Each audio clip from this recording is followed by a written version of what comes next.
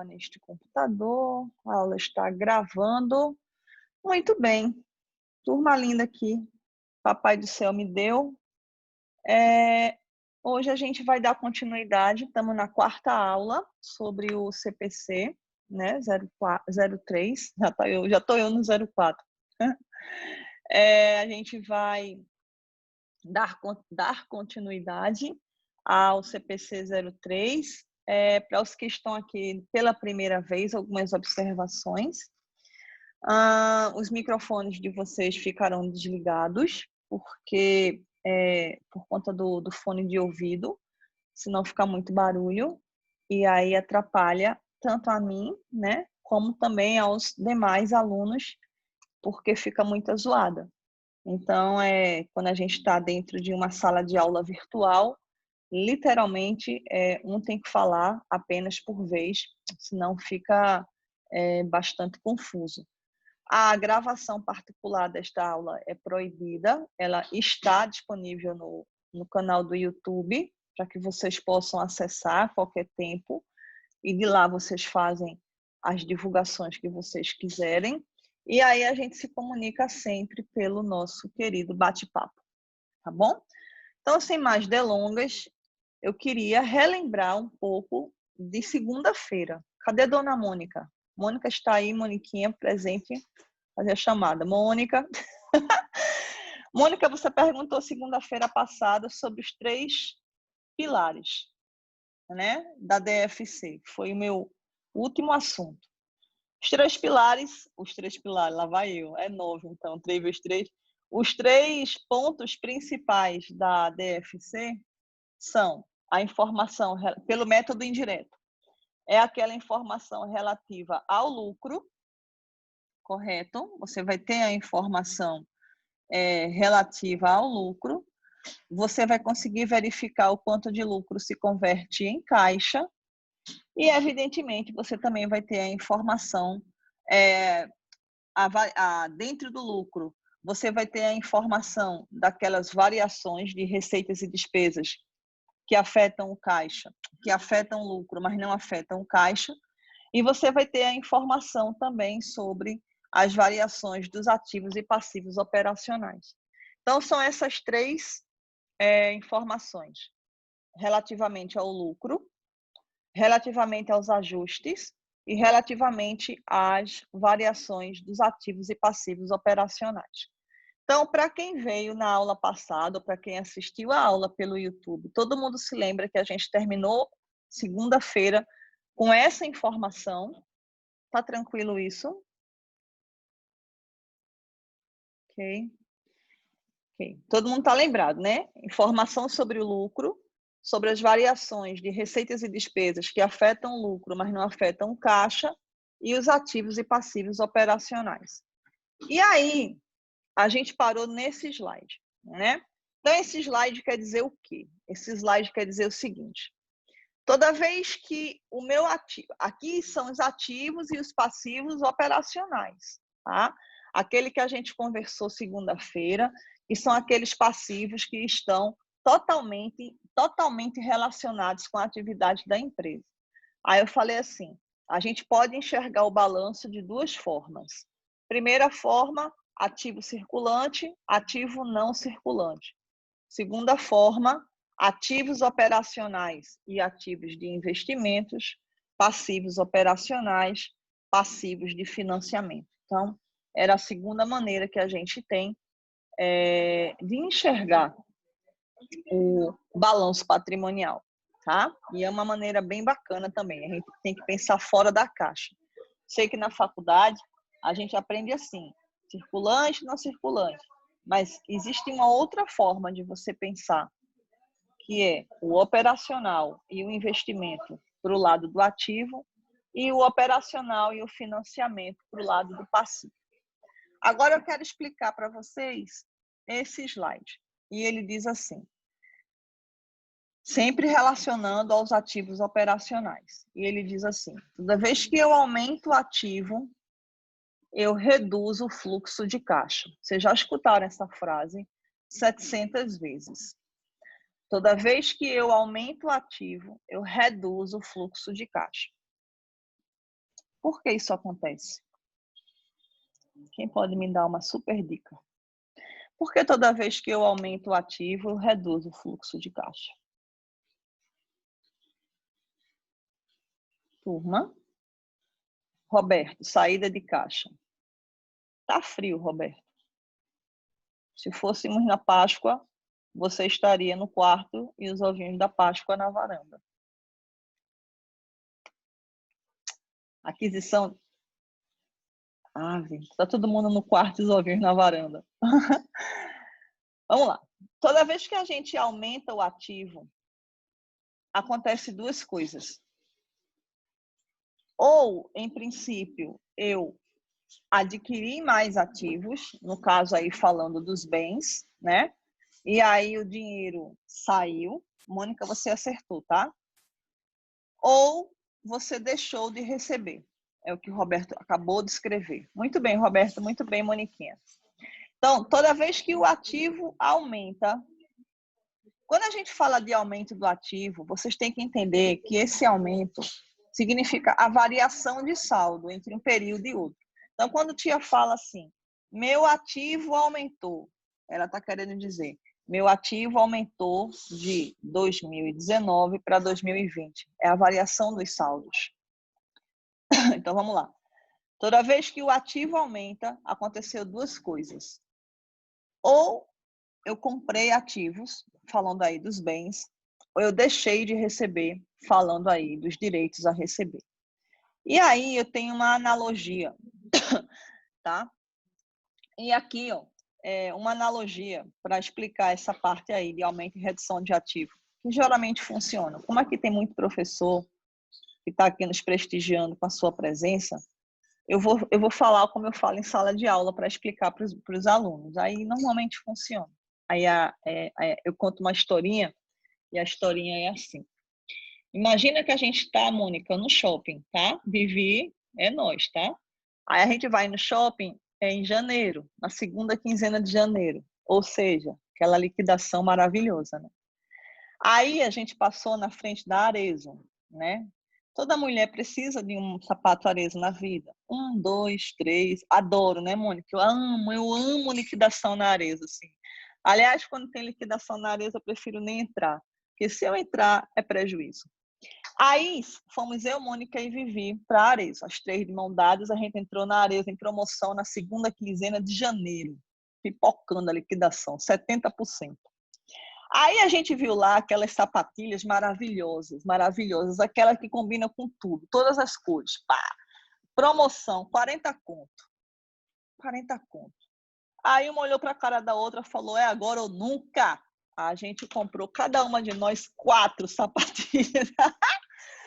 Aí Vivi cutucou, falou assim, Belina, olha aquela bolsa. Eu digo, não. Quando eu olhei a bolsa, R$70. Eu digo, é agora ou nunca. Em resumo, 4 sapatilhas e 2 bolsas, certo? Fora Vivi e fora Mônica. Em resumo, o que aconteceu com os nossos ativos? O nosso estoque de sapatilhas, né? Ora, o nosso estoque de sapatilhas aumentou de forma considerável. Por outro lado, o nosso dinheiro, o nosso fluxo de caixa foi para o brejo, né? Ou seja, toda vez que a gente aumenta o ativo, é só pensar em nós três numa loja da Arezzo, comprando, cada uma de nós, 4 sapatilhas e 2 bolsas. E aí, o nosso fluxo de caixa vai ter uma queda razoável por conta dessa nossa agonia. Niraldo, só isso, 4 sapatilhas, mas estava R$40, você tem que entender isso, tá? E as sapatilhas eram maravilhosas. Aí o que acontece? Ah, sim, Álvaro. Álvaro, como todo homem, só pensa na parte do dinheiro. Oh, meu Deus do céu, presta atenção. O que acontece? Álvaro, sempre Álvaro. Por outro lado, a Arezzo ficou com menos sapatilhas, porque a Arezzo não vendeu para a gente. Ou seja, o que acontece? Ela aumentou o fluxo de caixa. Então, é assim, é a brincadeira da sapatilha. Funciona, que é uma beleza. A gente adquiriu nós tivemos o nosso estoque de sapatilhas aumentado. A gente teve redução do fluxo de caixa. Mas a Arezzo teve a diminuição dos seus estoques. E essa diminuição para a Arezzo provocou um aumento do fluxo de caixa. Em resumo, toda vez que o ativo aumenta, o fluxo de caixa diminui. Toda vez que o ativo diminui, o fluxo de caixa aumenta. Agora vamos para o passivo. Aí, para explicar o passivo, é só a gente falar de boletos, né? Oi, Edson. Para a gente falar de passivo, é só falar de boleto, né? Boleto que é uma coisa assim, que é um ser inerente à nossa vida, Niral, dos boletos. Aí, os boletos. Entra um, entra dois, três, quatro. Aí a gente olha assim, tá com uns 7 boletos para pagar, todos com vencimento no dia 10. Aí a gente olha e faz assim, então. Johnson, lá vem os boletos. Aí a gente faz, bicho, é o seguinte. Eu acho que desses 7 eu não vou pagar tudo, não. Aí a gente simplesmente, né? Tinha lá um estoque de boletos anterior, né? A gente tinha lá 4 boletos, entraram mais 7 boletos, ficamos com 11 boletos. Né? E a gente chuta o balde e joga para cima, não paga nada. Blackout, lockdown de boletos. Ou seja, a minha quantidade de boletos aumentou. Eu tinha uma quantidade inicial de boletos e meus boletos aumentaram consideravelmente. Porém, por outro lado, eu não tive redução do fluxo de caixa. Então, toda vez que eu deixo de pagar os boletos, meu fluxo de caixa agradece. Quando eu olho para um lado, olho para o outro, não tenho outra alternativa que não seja pagar os boletos, a quantidade de boletos diminui. Mas o meu fluxo de caixa também. Então é isso. Toda vez que a gente estiver falando dos ativos, vende as sapatilhas, né? Jamais, meu filho. Nem a pau. Aqui é que nem centopeia. Oxi, é sapato que só a moléstia. Nem as bolsas, esquece isso. Presta atenção. Toda vez que a gente estiver falando do ativo, lembra da sapatilha da Arezzo. Compramos sapatilhas, aumentamos o nosso estoque de sapatilhas, diminui o fluxo de caixa. Toda vez que o ativo aumenta, o fluxo de caixa diminui. Já a Arezzo diminuiu o estoque de sapatilhas. E nesse caso, a Arezzo diminuiu o ativo. Mas, por outro lado, entrou dinheiro para ela. Quando for falar do passivo, é só lembrar dos boletos. A quantidade de boletos aumenta, é porque eu não estou pagando. Se eu não pago, meu fluxo de caixa agradece. Quando eu começo a pagar os boletos, a quantidade de boletos reduz. E aí, reduz o meu fluxo de caixa. Vai na Exposende, né?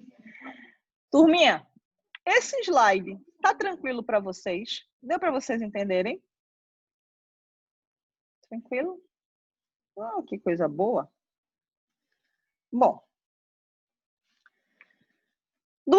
duas observações. A primeira é que na elaboração da DFC, entre os métodos direto e indireto, a diferença encontra-se apenas no grupo das atividades operacionais. A gente já viu isso, né? Só muda o operacional. Caso a entidade opte pela divulgação das suas atividades operacionais pelo método direto, ou seja, caso a entidade opte, né, por evidenciar ou eleger o método direto para publicar a DFC, ela vai ter que, em notas explicativas, conciliar o lucro com o fluxo de caixa. Ou seja, ela vai voltar para o método indireto. Ela vai ter 2 trabalhos, Roberto. Por isso que é tão difícil você encontrar, vagando por aí, uma DFC pelo método direto. Porque o CPC 03, Ele coloca isso de forma explícita. Se você apresentar pelo método direto, você vai precisar fazer a conciliação. Ou seja, voltamos para o método indireto, tá? Embora a CVM encoraje a elaboração da DFC pelo método direto, encontramos no CPC 03 a assertiva de que a conciliação entre o lucro líquido e o fluxo de caixa das atividades operacionais deve ser fornecida obrigatoriamente, que é o que a gente acabou de explicar, né? Em outras palavras, caso a empresa divulgue a DFC pelo método direto, ela também vai ter que divulgar a DFC pelo método indireto, daí decorre que a maioria das demonstrações é sempre feita pelo método indireto. Turminha, até aqui tá tranquilo? Ok, pessoal? Alguns pontos importantes sobre a DFC. Agora, antes de eu entrar nesses pontos importantes, eu queria justamente mostrar para vocês a Petrobras, que é bem dentro do que a gente está aqui trabalhando, tá? Pessoal, aqui está a Petrobras. Tá todo mundo comigo na Petrobras? Estamos juntos? Estamos juntos, Álvaro? Ok. Então, aqui é a Petrobras. Queria que vocês prestassem bem atenção, olhassem para os números. Já sabemos um montão de fluxo de caixa. Vamos lá. Começamos aqui. Só para que a gente possa ter uma ideia, antes da gente falar, Petrobras, para quem acompanha, né, teve um prejuízo razoável no primeiro trimestre, tá? O prejuízo da Petrobras está marcadinho aqui de amarelo. Apenas 49 bilhões de reais, né? Esse foi o pequeno prejuízo da Petrobras. Comparativamente ao mesmo período do ano anterior, ou seja, ao primeiro, porque a gente está falando aqui, viu, turma, não é de DFC anual não, tá? Eu trouxe para vocês a trimestral, tudo bem? Ou vocês preferem anual? Porque a trimestral é a mais recente. Pode ser a trimestral? Tá tranquilo? Pode? Tá. Porque é a mais atual, né? Para a gente não ficar com dados atrasados. Então, vê só. Quando a gente está numa demonstração trimestral, a gente compara os trimestres, tá? Trimestre a trimestre. Então, a gente vai estar falando aí do primeiro trimestre de 2020, comparativamente ao primeiro trimestre de 2019, tá? São 3 meses aí de 20 versus os de 19. Então, eu vou bem devagar, todo mundo vai comigo, tá? Qualquer dúvida, eu estou olhando para o bate-papo, se vocês quiserem que eu pare, eu dou uma paradinha. Vou começar não pelo caixa líquido, eu quero começar pelo lucro. Quer dizer, tem como tirar o risco? Helenildo, não sei fazer isso. Tu sabe que eu tenho algumas limitações. É o risco preto, tô ligada. Sei não. Eu sei que na gravação ele não aparece, tá? Mas vamos lá, então. O prejuízo líquido da Petrobras foi de 49 bi. Mega prejuízo. Comparativamente com o ano anterior, 4 bi. Ou seja, é de lucro, né? Então, ela saiu de um lucro de 4 bilhões e embicou um prejuízo de apenas 49 bilhões. Porém, eu quero que vocês me digam outra coisa. Preste atenção no que eu vou perguntar e eu boto essa cabeça aí para funcionar. A gente está fazendo análise de fluxo de caixa. Não vou ficar... Mas gerou caixa. Muito bem, Roberto. E gerou caixa pra caramba. Entenderam? Roberto, quanto foi a geração de caixa? Exatamente. 34 bilhões. Contra quanto no ano anterior, no mesmo período? Contra 17. Roberto, deu para você entender? Deu para todos entenderem? Turminha, por favor, feedback. Todo mundo está entendendo o que a gente está falando. Lembra que eu falei para vocês, é a vida como ela é? Entende? Agora eu quero que vocês me digam. Por que que a Petrobras teve um lucro tão gigante? Perdoe, me desculpe. Por que que as demonstrações que acabei de baixar estão apresentando valores diferentes? Álvaro, mas eu só baixei agora. Tu estás aonde? Tu estás na Petrobras. Álvaro, é o consolidado, viu? Você deve estar no individual. Desça aí um pouquinho, minha paixão. Vá descendo, escorregue. Achou? Álvaro? Álvaro? Álvaro? Ixi, terra, câmbio, Álvaro. Sumiu. Pessoal, vê só. Tá, aí vai ver. Pessoal, vê só. Então, o que é que a tia está querendo dizer? A tia está querendo dizer o seguinte: o consolidado fica mais embaixo, isso. Então, apesar dela ter dado um prejuízo gigantesco, mas gigantesco mesmo, ela dobrou o caixa operacional dela. Mas o que eu ia perguntar era outra coisa. O que fez? Poderia identificar os 34 bi? Está aqui, minha paixão, é a primeira linha. Aqui, ó, onde está meu mouse? Primeira linha. Tá? Conseguiu encontrar, Álvaro, tudo certo? Rafa, você conseguiu pegar, pronto, então 34 bilhões, é aqui, a primeira linha, tá?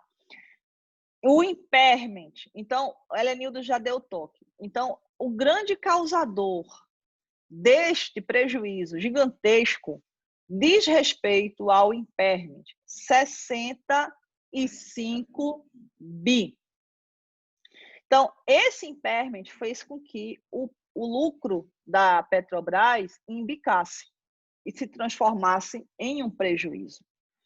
Agora eu quero que vocês me ajudem, tá? Me ajuda aí agora. Por que agora eu somo um impairment?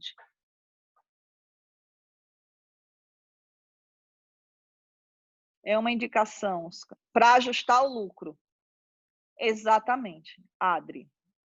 Porque ele diminui o lucro, Mônica, mas é uma redução do ponto de vista econômico. Moisés já colocou aqui, tá? Ele reduz economicamente o lucro, mas ele não tem impacto financeiro para o caixa. Agora, é importante que vocês entendam o seguinte: por que então que diminuiu o lucro? Por que há a necessidade de reduzir o lucro pelo impairment? Porque vocês também têm que pensar nisso. Porra, se eu vou tirar do fluxo de caixa, por que eu tenho que reduzir o lucro por ele? Porque uma coisa é uma coisa e outra coisa é a outra coisa, e o Roberto acertou. O que está acontecendo em relação ao lucro? Naquele período, eu preciso reconhecer que existe uma perda que está acontecendo no valor de 65 bi. Então, os 65 bi é a expressão, é a captura da realidade naquele momento dentro da empresa. O que eu falei para vocês? Eu falei que a gente vai tirar uma fotografia da empresa e vai publicar. Quando a gente tira a fotografia da empresa, a gente não pode se deter apenas ao que está do lado de dentro da casa. O que é o lado de dentro da casa? São os móveis. Ou seja, é o ativo e o passivo, é o que está aqui dentro, guardado, é o patrimônio. Eu preciso ir na varanda, tirar uma foto do que eu vejo na varanda e verificar e trazer aquela fotografia da varanda para dentro de casa. Então, em 65 bilhões é uma radiografia, uma fotografia, Roberto, de que a Petrobras, naquele trimestre, está passando por uma perspectiva ruim do ponto de vista econômico, que pode ou não afetar o caixa no futuro. No entanto, esta perda, ela está acontecendo, ela aconteceu. A perda econômica aconteceu. Agora, nada obsta que daqui a mais 3 meses isso possa ser revertido. Entende? E aí significa que o resultado econômico vai ser afetado. O caixa pode ou não vir a ser afetado. Entende? O caixa pode ou não vir a ser afetado. É por isso que o caixa é exatamente a empresa nua e crua, é o que está entrando e o que está saindo. Mas o lucro é um pulinho na varanda, captura o que está acontecendo na varanda e traz para dentro de casa. É mais ou menos assim. Está chovendo. Aí a gente vai fechar a varanda. Mas já molhou. A chuva já molhou dentro de casa. Aí você vai lá e fecha a varanda. Aqueles pingos de chuva é a imparidade. Mas não necessariamente isso vai afetar os móveis. Então, aqueles pingos de chuva que entram quando a varanda está aberta e chove muito, são em 65 bilhões. Afeta, mas isso não necessariamente vai prejudicar uma quebradeira dos móveis. Os móveis não vão ser afetados. Agora, imagine que a gente está morando numa casa térrea. Deus o livre, que eu vou falar agora para todo mundo. Começa a chover. Aí entra água dentro de casa. É o impermeable. Mas aí, literalmente imobilizado. Exatamente, Kleber. Mas aí, chove demais. Enche, alaga tudo. Pega nos móveis. Aí, reduzir o fluxo de caixa. Entende? Os pinguinhos que entram molha a casa, mas não afeta os móveis. Você reduz o lucro, mas não reduz o caixa. Começou a afetar os móveis, aí reduz o caixa. Então, os 65 bilhões significa que houve uma perda de natureza econômica, que é a fotografia da realidade naquele momento. A gente tirou a foto, tá? Porém, não impacta o caixa. Mesmo raciocínio para as variações monetárias, tá? As variações monetárias que não foram realizadas. Está riscado de amarelo. Variação monetária, variação cambial e encargos financeiros não realizados. Turma linda, deu para vocês entenderem o que foi os 65 bilhões e o que foi os 18 bilhões? Está claro para todo mundo? Sim. Outra conta que eu acho super legal dentro da DFC da Petrobras é uma conta básica chamada de depreciação. Meus amores, quanto é a depreciação trimestral da Petrobras? Quanto é a depreciação trimestral da 15 bilhões? Tu sabe o que é tu ter uma depreciação de 15 bilhões no trimestre? Minha gente, quantas empresas no Brasil faturam 15 bilhões ao ano? Eu não sei nem quantas. Pois bem, a Petrobras tem uma depreciação de 15. A bicha é muito grande. Josemi, ela é um gigante. A bicha é grande pra caramba. Muito bem. Eu quero agora que vocês deem uma olhadinha nessa parte aqui de cima, sem chegar nesse quadradinho aqui de baixo. Eu quero que vocês deem uma olhada na conta que vai de 6.010101 até 6.010118. Tá aqui o plano de contas do lado, tá? Então, esse grupo de contas 60101 até o 0118, Mônica, representam o quê? Coitada de Mônica, tirei para Cristo. A conta que vai do 0102 até a conta 0118. Álvaro, mais ou menos, são atividades operacionais. Lembra que eu falei das três informações, certo, Rafa? Mônica, quais são as três informações que o fluxo de caixa pelo método indireto nos mostra? Letra A, o lucro. Lucro 6010101, correto? Lucro líquido. Do 0102 ao 0118 é o quê? Olhem aqui do lado. Despesas e receitas que não influenciam o caixa. Tá? E aí era isso que eu tinha falado para vocês, que eu queria tanto mostrar. Eu digo, são três informações que só a DFC, pelo método indireto, ela pode mostrar. Ela vai mostrar quanto foi o prejuízo, no caso da Petrobras, tá? Quanto foi de prejuízo que ela teve. E ela vai mostrar as receitas, o expurgo dos bichinhos. Exatamente, Johnson. As perebinhas que a gente coloca fora, tá? Então, presta atenção, todo mundo, que seria Depleção é a depreciação de Cebolinha, Edson. Eu não estou brincando, é a depreciação de Poços. É o nome que se dá a depreciação de Poços. Aí eu digo que é a depreciação de Cebolinha. Ó, pessoal, então vamos lá, olha a continha aqui, presta atenção. Eu vou ter a primeira informação. Eu queria que vocês me prometessem que nunca vão esquecer isso quando olharem para uma DFC pelo método indireto, tá? Eu queria que ficasse guardado aí com vocês. Existem 3 informações na DFC que a gente só consegue enxergar se for pelo método indireto. A primeira é o lucro, 49 prejuízo, 49 bilhões. A segunda são os ajustes. Os ajustes estão no 6010102 ao 6010118. Então, essas informações que vocês estão vendo aqui, todas de natureza econômica.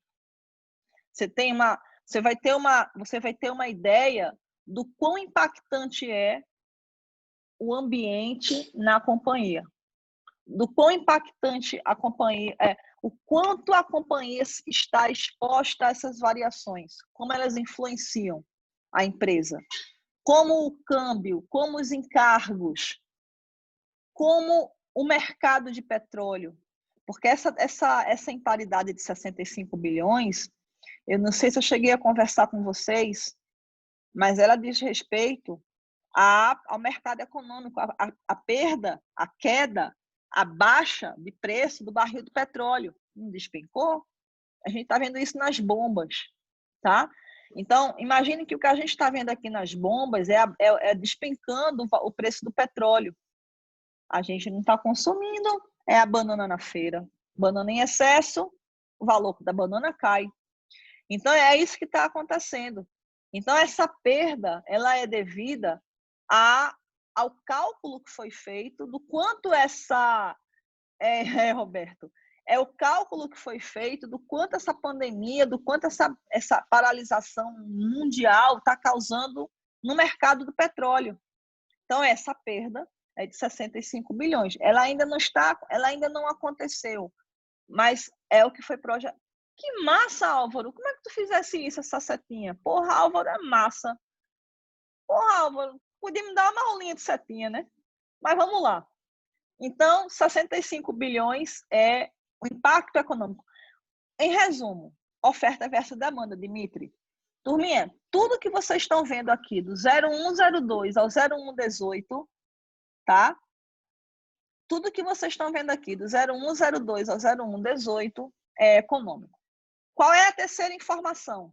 Eu falei, primeiro é o lucro, os impactos econômicos, e qual é a terceira informação?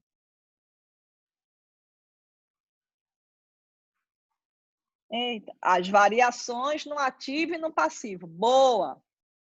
Ó, 60102. Estão enxergando aqui no plano de contas da Petrobras? 60102. Do 6010201 até o 0215 são as variações dos ativos e passivos. Mas espera, é qualquer PDD entra no ajuste? Tá aqui, amor. PDD tem um nomezinho para ele. Cadê o PDD, meu Deus?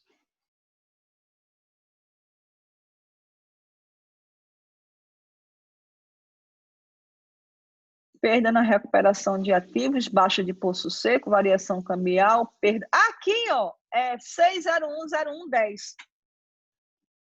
6010110. Boa, meninos, obrigada. Então, vê só. Turminha, presta atenção com tia, tá?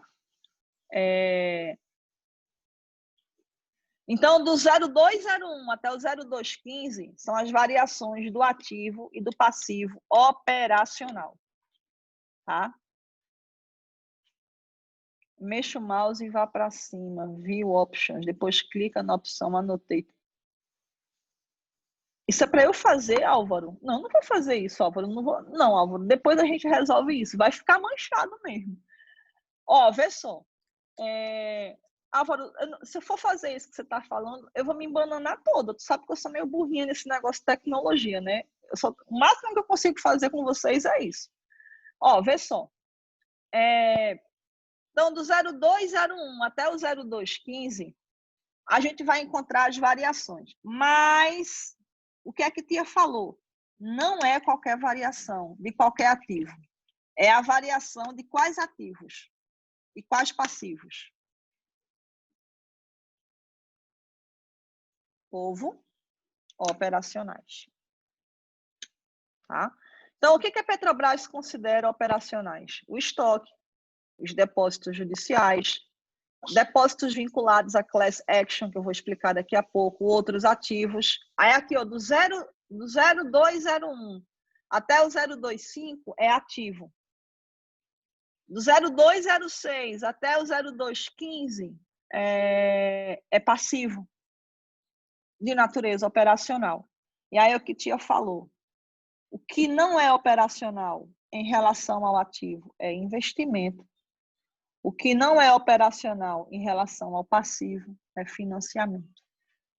Tá? Então, não tem dificuldade para a gente fazer fluxo de caixa. A gente só tem que estabelecer o que é operacional e o que não é. Quando você estabelece o que é operacional, a variação dele vem para cá. E o resto você vai colocar tanto na atividade de investimento, como na atividade de financiamento.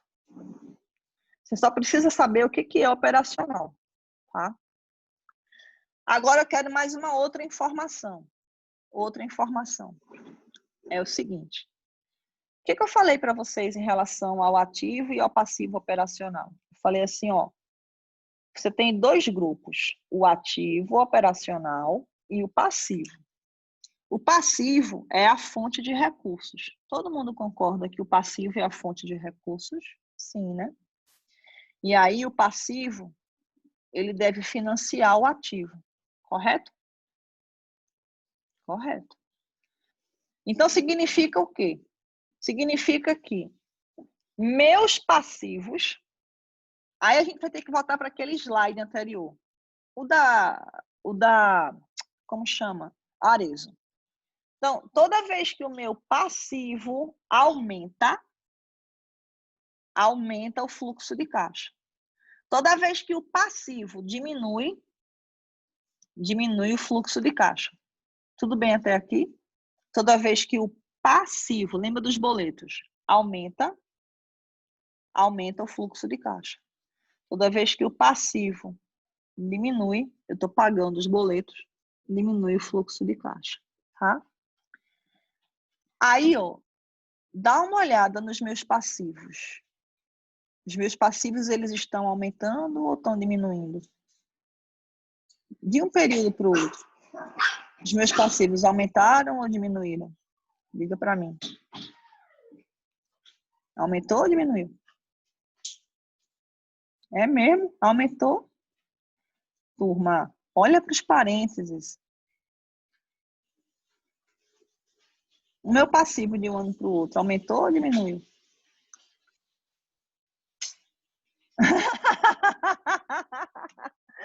Diminuiu, pessoal. Não é verdade? Se tivesse aumentado, não estaria com sinal negativo. Sim ou não?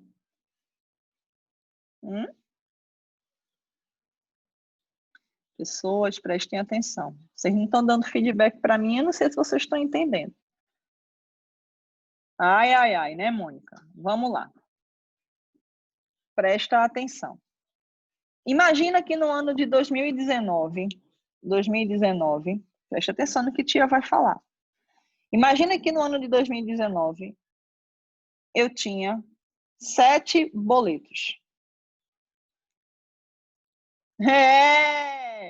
Reduziu e reduziu muito. Aí, no ano de 2020, eu tenho 4 boletos. Ok? Então, em 2019, eu tinha 7 boletos. Em 2020, eu tenho 4 boletos.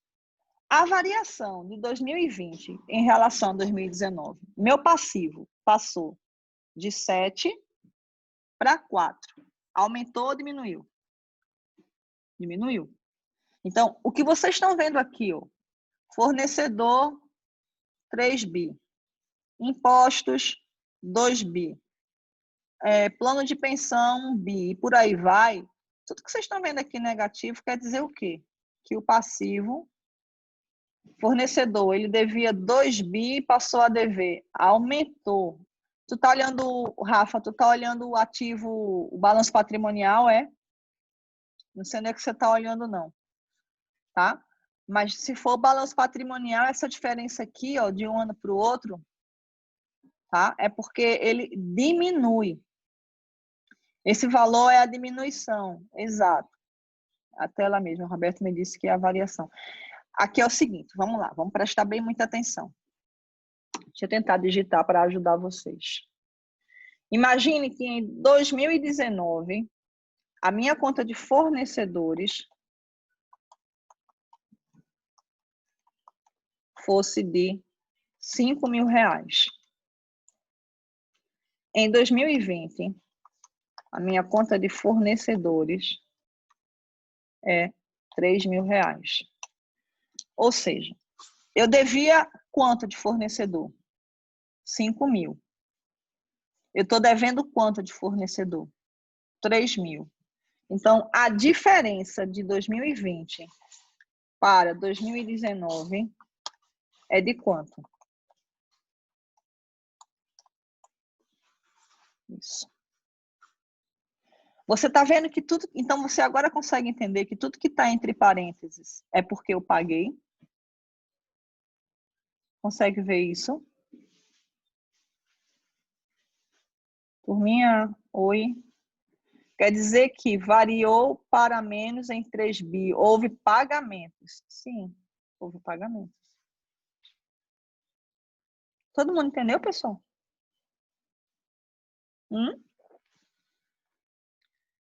Muito bem, agora vamos para a segunda pergunta. Eu não terminei, não. Se eu estou pagando meus passivos, se eu estou pagando minhas obrigações, isso aumenta ou reduz o fluxo de caixa? Se eu estou pagando os boletos, se eu estou... reduz. Isso, reduz. Tá? Então, qual seria o interessante? Seria interessante que meus passivos operacionais aumentassem. Não pagar. O Roberto já chutou o balde. Não é não pagar, Roberto, mas é administrar a dívida. Muito boa, Vivi. Só tem que ter uma mulher aqui para resolver a parada. Tem que negociar prazos, tá? Porque quanto mais tempo eu tenho para pagar, mais eu deixo de sair, deixa de haver a saída de fluxo de caixa. Eita bagaça. Deu certo, pessoal? Ok? Agora, olhe para o ativo. O ativo, ele está marcadinho de vermelho. Tá? Então, o que acontece? Toda vez que ele fica negativo, entra ou sai dinheiro do caixa? Toda vez que o ativo, essa variação fica negativa, entra ou sai dinheiro do caixa? Ai, Jesus. Sai dinheiro do caixa. Por que está saindo dinheiro do caixa? Porque eu estou justamente... Ó, toda vez que o ativo aumenta, eu estou comprando sapato. Então, se eu compro o sapato, o fluxo de caixa diminui. O que vocês estão vendo aí negativo significa que de um para o outro, de um ano para o outro, aumentou o ativo. E para ter aumentado o ativo, para que esse ativo aumentasse, é porque houve uma redução do fluxo de caixa. Deu para entender? Turma? Tem certeza? Muito bem. Agora eu quero mais uma informação. Olhe para toda essa variação do 60102, vá para os, leia para mim, interprete o 6010201 até o 6010215. Como é que se deu para a Petrobras as variações dos ativos e passivos operacionais? Foi boa ou não? Foi boa ou não foi boa? Foi boa, Vivi, presta atenção. Não, não foi boa não, foi péssima. Por que, Roberto, não foi boa? Por que, Helenildo, não foi boa? Porque consumiu caixa. Exatamente. Consumiu onde? O que, Álvaro, não escutou não, falhou, tia pergunta de novo. Olhe, meu filho, vá para a conta 60102, vá para esse grupo de contas 60102 e olhe para todo ele na vertical. Tá? Exatamente. Entendeu? Então, Vivi, de uma forma, eles tiveram mais pagamentos do que recebimentos. Muito bem, Diego. E mais, além disso, o mais importante, seu passivo operacional não cumpriu sua função. Entendeu? O passivo operacional da Petrobras não cumpriu a função. Qual é a função do passivo operacional de qualquer empresa?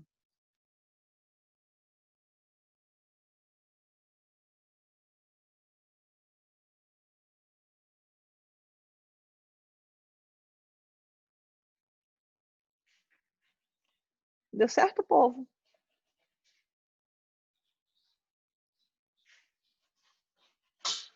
O que Álvaro falou? O estrago foi menor em relação a 19. Mas ainda foi ruim. O passivo tem que ser eficiente para bancar os ativos. Muito bem, Amanda. O passivo, ele é mais ou menos assim. O ativo tem que crescer, tá? O ativo tem que crescer. Claro, porque quando o ativo cresce, a empresa cresce. O ativo tem que crescer, isso é indiscutível. Mas o passivo operacional precisa, de certa forma, ajudar ou proporcionar o crescimento do ativo operacional. Se isso não acontece, vírgula, como é o caso da Petrobras nesse trimestre, eu pergunto, de onde veio o dinheiro para financiar esse ativo?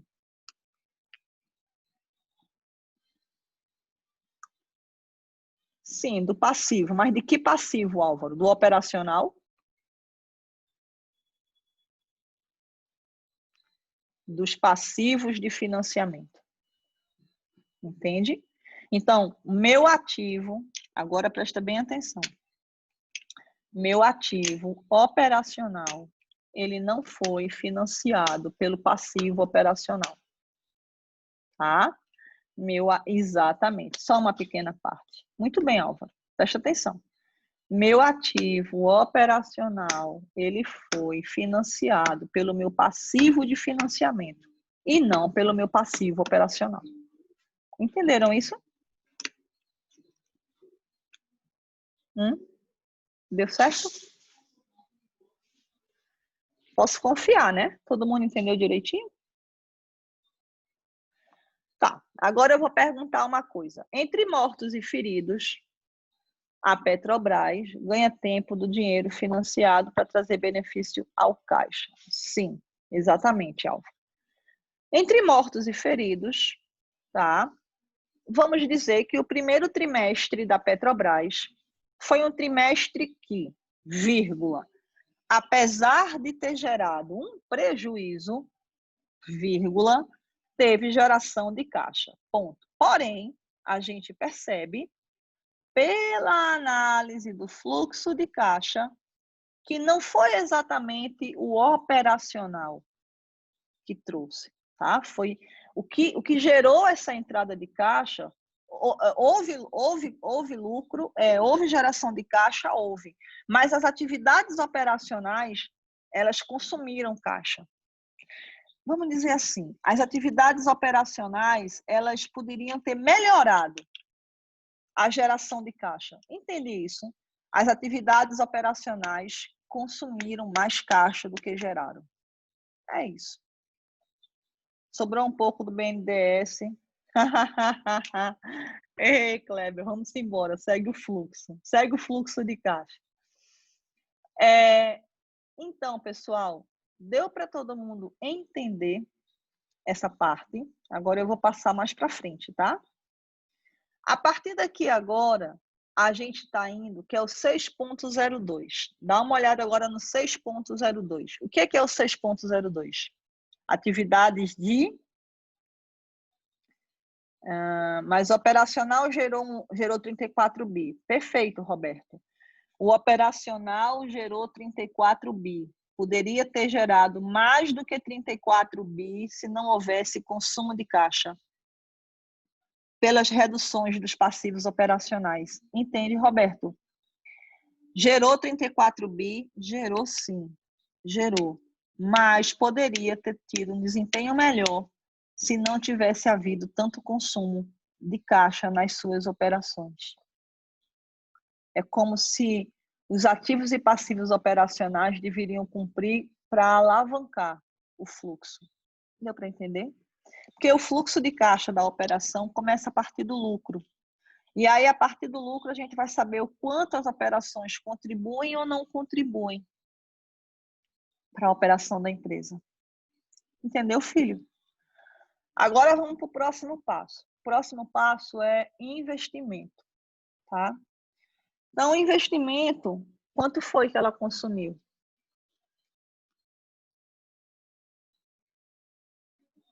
Quanto é que ela consumiu de investimento? Pessoal, quanto que ela consumiu de 6 bi? Exatamente. A maior parte desses investimentos foi para a aquisição de imobilizados e intangíveis. E esse 1 bilhão, 168 que vocês estão vendo aí, ela recebeu, tá certo? Pela venda, pela desmobilização, tá? Dê uma olhadinha no 6.021 ao 6.025. Não ouviu, Álvaro? Veja. Quanto foi que ela consumiu de investimentos? Quanto foi que a Petrobras não consumiu de investimento? 6,6 bi. E qual foi o valor mais representativo? 8,3 bi relacionados à compra de imobilizados. Porém, a gente também vê lá 1,168 de recebimentos pelas vendas dos imobilizados da Petrobras, tá? E aqui a gente vai ter o final da história, tá? Então, quem é o final da história? O final da história são as atividades de financiamento. É muito caixa, né, Roberto? É dinheiro que só a gota, meu filho. Bom, aqui no financiamento, o que é que a gente vai ter aqui, tá? O líquido foi 12 milhões, o líquido foi 12, passa pela crise fácil. Mas lógico que passa, tá? Mas lógico que passa, nem se preocupe. Turminha, quanto foi de captação? Quanto foi de captação? No trimestre, isso, Mônica, praticamente o dobro. O dobro, Álvaro? Não, mais do que o dobro do que o trimestre anterior. Foi 15, né? Mais do que o dobro. Quanto é que ela pagou de principal? 19, né? Em relação ao ano anterior, ela pagou bem menos. Estão percebendo aqui? No período anterior, ela teve um desempenho um pouco melhor. Por que ela teve um desempenho um pouco melhor? Porque ela captou menos e pagou mais. Nesse período foi bem o contrário, tá? Ela captou mais e pagou bem menos. Pagou bem menos, tá? Pagou 19 bilhões. Captou mais e pagou menos. De juros, quanto foi que ela pagou? 4 bilhões, quase 5 bilhões de juros. É dinheiro para dedéu. Olha aqui o arrendamento mercantil, os aluguéis, 6 bilhões de reais. Ok, pessoal? Deu para vocês entenderem isso? Ficou claro? Final das contas, ela teve aí um caixa de 50 bilhões, né? O caixa final da empresa, a geração de caixa final da empresa, na ordem de 50 bilhões, dos quais... Ai, que bonitinho! Quem botou o coração tão fofo? Dos quais começamos com 34 bilhões, 34 bilhões, acompanha aqui, 34 bilhões, tá? Ou, me perdoa, me desculpe. Começa a DFC com 49 bilhões de prejuízo. Boa, Álvaro, gostei da setinha. Fica aí com a setinha. Começa a informação com 49 bilhões de prejuízo. 49 bilhões de prejuízo. Depois a gente vai ver o que é de impacto econômico, tudo isso aqui. E mais aqui embaixo, Álvaro, as variações dos ativos e passivos operacionais. Então, quando a gente soma tudo, a gente vai ter um prejuízo de 49 bilhões, mais os ajustes, mais as variações. Somando os três, eu vou ter uma geração de caixa operacional de 34 bilhões de reais. Comparativamente ao trimestre anterior, muito melhor, tá? Muito melhor. Vamos descer, Álvaro, eu e tu e eu, nós quatro. Ela investiu 6 bilhões de reais em máquinas, o líquido, né? Porque ela investiu 8, na verdade, tá? Mas houve aí a variação líquida. 6 bilhões de reais em máquinas, equipamentos e escambau A4. E na atividade de financiamento, Álvaro, desce aí, 12 bilhões de reais. Então, esses 12 bilhões de reais é o líquido da atividade de financiamento, comparativamente ao ano anterior. Ela captou muito mais do que ela pagou. Captou muito mais do que ela pagou. Final das contas, tá certo? No semestre anterior, ela teve um consumo de caixa de 17 bilhões e nesse semestre uma geração de caixa de 50 bilhões de reais, ou seja, trocando em miúdos, ela teve um prejuízo de 49, vamos colocar assim, trocando em miúdos, ela teve um prejuízo de 50 bi e uma geração de caixa de 50 bi. Ou seja, a bicha pode chover canivete em paridade, o PQP do cão. É dinheiro que não acaba mais. Tá? Então, essa é a geração de caixa da Petrobras. É por isso que a gente não deve se impressionar. Foram as captações. As captações influenciaram positivamente, tá? Influenciaram positivamente. Mas o lucro dela, ela gerou lucro, Mônica. Foi a Mônica que perguntou? Foi. A operação da Petrobras gera lucro. Entende, Mônica? O fluxo de caixa da atividade operacional foi 34 bilhões. 34 bilhões é muito dinheiro, Mônica. Isso só de caixa operacional.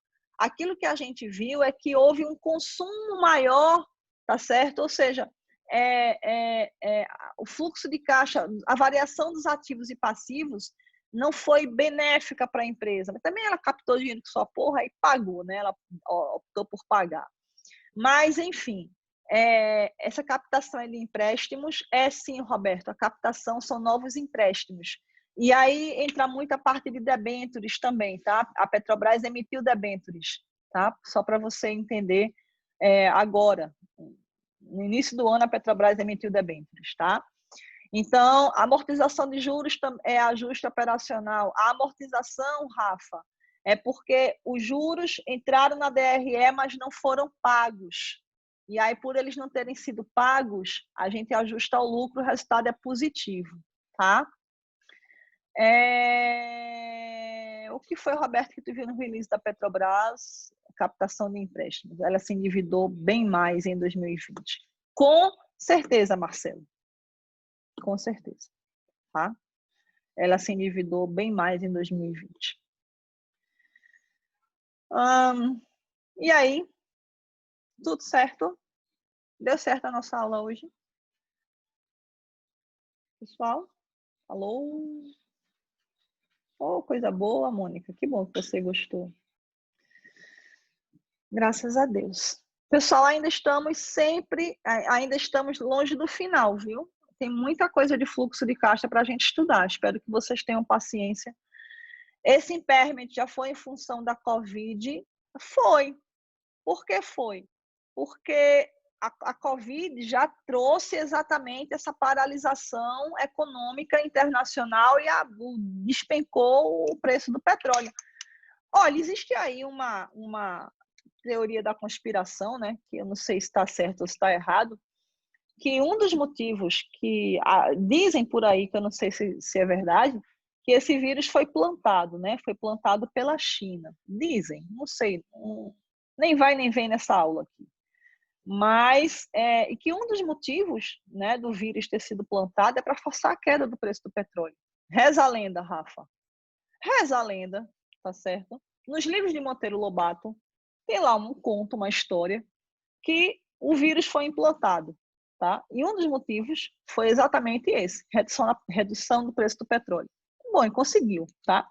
Se é verdade ou não, aí eu não sei. Então, interpretando o endividamento e a geração de... Então, interpretando o endividamento e a geração de caixa impactaram negativamente. Então, Roseli, não é que impactou negativamente, ela captou dinheiro, ela captou recursos, tá? Ela foi lá no mercado e pegou dinheiro, ela está com caixa cheio de dinheiro. Mas é inegável, porque veja, Roseli, sem esse dinheiro, investiu, Kleber. Sem esse dinheiro, sem os 48 bilhões, ela estaria de boa. Dá uma olhadinha aqui no final do fluxo de caixa, tá? O saldo final de caixa da Petrobras era 36 bilhões de reais, tá? Então, 36 bilhões, boa, Álvaro, 36 bilhões de reais para a Petrobras é pouco. É pouco. Então, ela foi lá e pegou dinheiro no mercado. Quando ela pegou dinheiro no mercado, esse caixa dela aí aumentou para 80 bilhões, 36 mais 50, tá aí os 80, que a gente tanto queria, tá? Ela precisava desse caixa, Roseli, tá? Ela foi lá no mercado e ela pegou. Ela não pode se dar o luxo de ficar com pouco caixa. Uma empresa desse tamanho não pode ter pouco caixa. E quando a gente fala pouco caixa, 36 bilhões de reais é pouco, tá? Se for pegar os anteriores, os valores anteriores da Petrobras, é por aí. Como eu estudo a Petrobras há muitos anos, tá? Ela mantém sempre esse fluxo aí de caixa. E aí, o que acontece? Ela precisava fazer isso. Ela tinha que pegar esse empréstimo, Roseli. Ela tinha que pegar esse empréstimo aqui, tá? E foi o que ela fez. Ela foi lá e pegou. Agora, é uma empresa que vai quebrar? Nem pensar, esquece isso. É uma empresa que gera caixa a partir das suas operações? Com certeza. Tá? Com pandemia, com a gota serena, exatamente. Com pandemia, com a gota serena. Vai quebrar? Não vai quebrar. No dia que a Petrobras quebrar, todos nós, eu e todos aqui presentes nessa sala, a gente vai ter que sair daqui correndo, a gente vai ter que morar em qualquer... Olha, a gente vai para qualquer lugar, só não fica mais no Brasil. Se ela quebrar, quebrou o Brasil na veia, assim, crack, em 25 pedacinhos, tá? Minhas ações, né, Fernando? Álvaro. Já tô no Canadá, Rafinha, é frio que só a gota, viu, sim? Bom, pessoal, me diga uma coisa, podemos encerrar, segunda-feira tem mais, porque a gente não terminou, esse assunto é comprido, eu espero que vocês estejam gostando, eu espero que vocês estejam revisando para alguns, aprendendo para outros, tá certo? A gente vai seguir ainda mais umas 3 aulas só de fluxo de caixa, amanhã tem live, tá certo? As aulas CIO é sempre dia de segunda e quarta, sempre, segunda e quarta, das 7h30 às 8h30.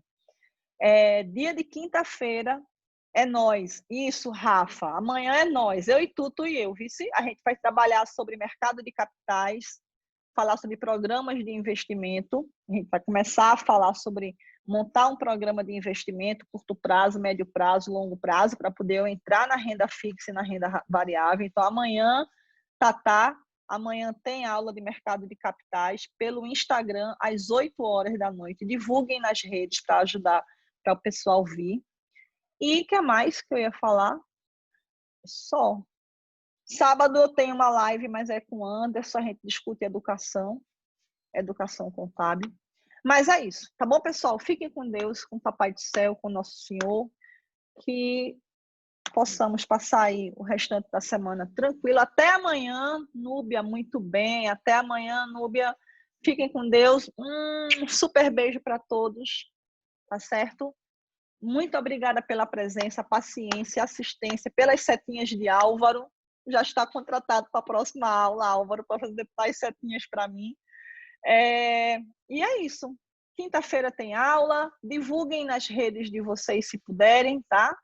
Para nossa live de amanhã, programas de investimento. Um cheiro bem grande. Papai do céu abençoe e proteja a todos. Até amanhã.